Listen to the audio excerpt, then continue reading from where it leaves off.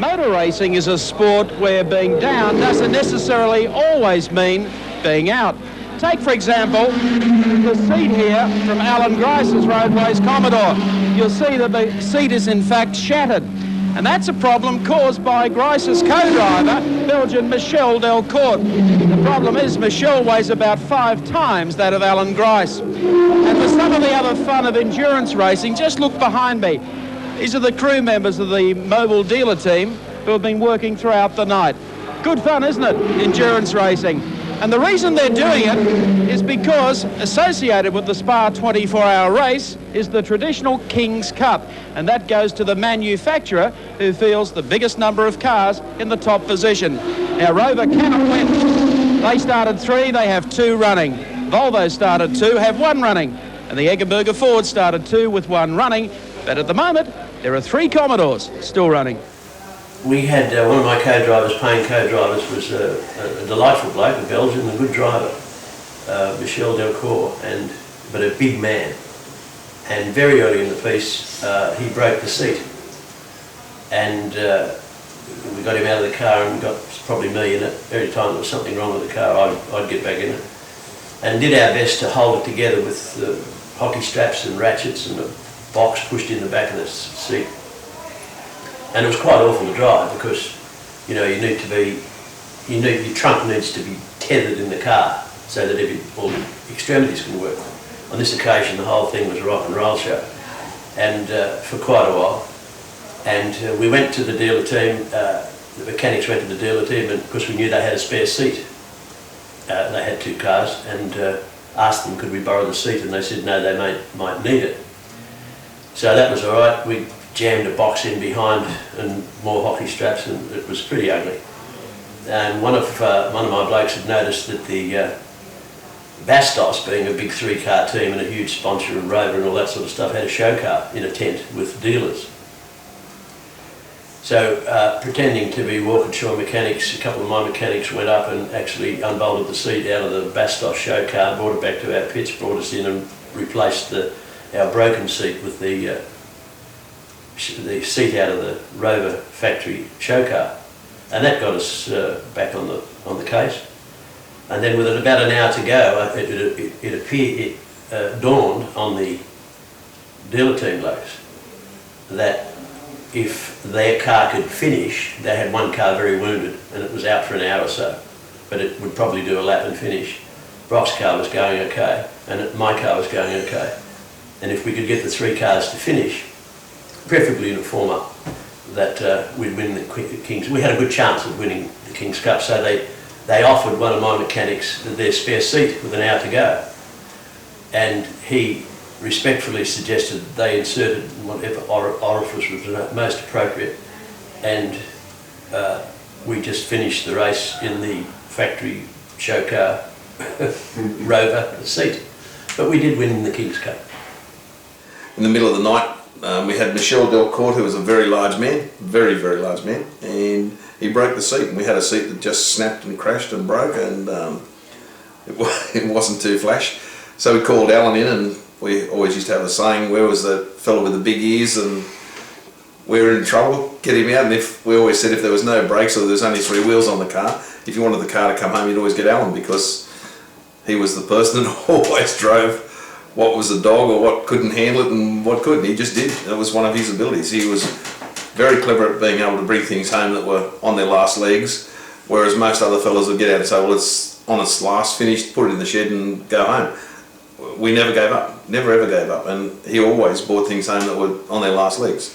There could be a pad faulty or a cracked pad or a cracked disc or whatever, didn't matter, he still brought the things home, and that's what he did. So that night, the seat broke.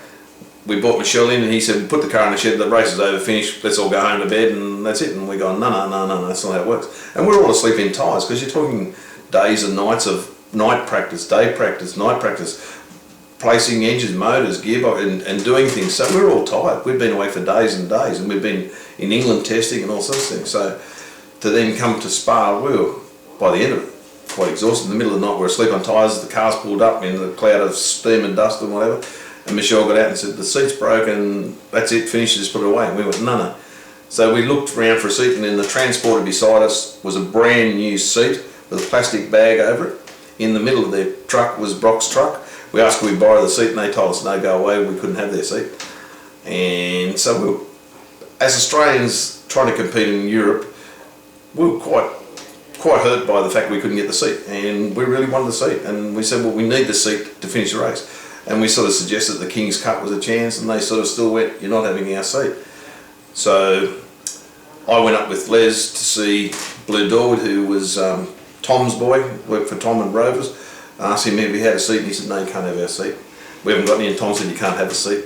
But he then did say to us, but if there is a show car in a tent over the back, if you're after a seat, there's one in that car. It's up to you if you want to try and get it, if you're not. And so he gave us some clues. Les and I were quite apt at doing something. So what we did is we put Allan back in the car. We tied him in with timber and rope and whatever, which is probably not really the correct thing of the day, but anyway we did. And he limped the car around, and we told him just keep going around and around and around, don't stop, just keep going around and around. So he circulated the car, and he circulated in quite reasonable times, and we had lumps of timber behind the seat into the back wall of the car, out and shored it up like you would in that sort of situation with rope and everything else, and tied him in. So he went out and he kept going in this broken seat, and the thing was flopping, and he was sort of didn't have the balance with his hands and his feet and everything, so but he's still put the car in. We went in and we had to coerce the security guard that was there with some Australian beer, which we did. And while he was looking the other direction, because that was the direction we wanted him to look, we got in and slipped under the tent and went into this car that was under a big nylon cover. We pulled the cover up, pulled the seat out of this show car that they were going to have the next day for this big presentation. We slid the seat under the tent and ripped down out of the way and given all the signals, let the security bloke come back. So he came back.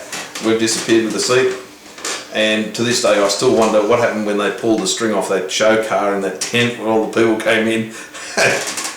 Here's their car, no seat, which people would want to get in for photos and etc. So anyway, that's what happened. But we called Allan in, swapped the seats over and kept going. And as the race progressed, the team next to us was Brock's team, and they didn't realise we'd found a seat, and they're going, how are you guys are still circulating? Because we didn't tell them we got a seat. And then they sort of go, how come you guys are going so well? We go, oh, we're managing, you won't give us a seat, so that's fine. And then eventually, as the race got close and they realised we were close to winning the King's Cup, they said, oh, you can have that seat now. We told them to jam it up their jumpers because we had a seat. And it was quite funny. They're sort of privateer factory, and that's just one of those seats. Anyway, we got this, had the seat, and we went on to win the King's Cup, so it was fantastic. Well, BMW might have won the fight here at Spa, but the war of endurance has been won by the Aussie Commodore. Not only the mobile Holden dealer team, but also Allan Grice and the Roadways Commodore. And we've got a very, very happy crew here because they've all won the King's Cup. And congratulations. Allan, a pretty tough race for you? Oh, it was tough for the drivers, but 24 hours is a mechanics race, I think. The drivers really, I think their job is to not bang the car, and it's the mechanics to keep them going. It's a mechanics race, I think, and every member of each of the crews did an excellent job. We had everything between us. We had everything that's possible to go wrong, and they got them running again. Michel Delcourt, who led the Belgian Congo line in this one. Some problems with the seat, but you were able to overcome that. Yes, the seat is a little bit too small for me and not strong enough. Do you know anything about this seat thing? We've got a bit of a story from Allan on it. Do you know, what's your side of that? Didn't you get one off of the boys, TWR? Yeah. Do you know why? How they got it? They nicked it out of the display car, apparently. Yeah, they did, didn't they? Huh? Yeah, they nicked it.